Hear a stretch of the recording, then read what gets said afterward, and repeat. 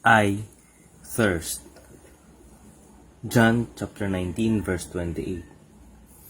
After this, Jesus, knowing that all was now finished, said, to fulfill the scripture, I thirst.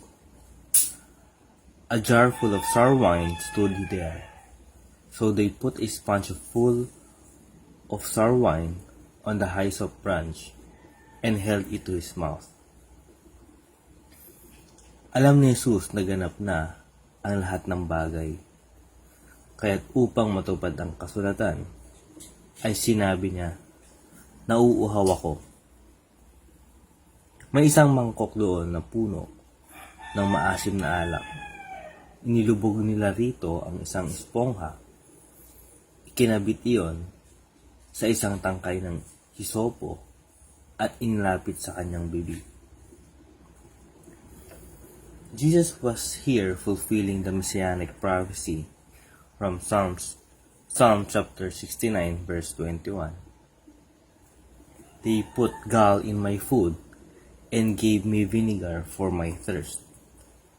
By saying he was thirsty, he prompted the Roman guards to give him vinegar, which was customary at a crucifixion, thereby fulfilling the prophecy.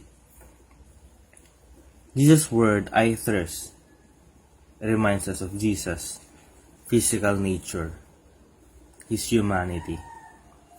This was no play acting on the cross, a divine being pretending to undergo a physical act of torture that could not touch him. This was tangible physical suffering, of which extreme thirst is the one element most of us can readily identify with from our own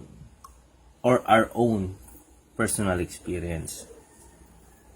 I thirst, which was literally true of him, and maybe also understood spiritually of his great thirst and eager desire after the salvation of his people.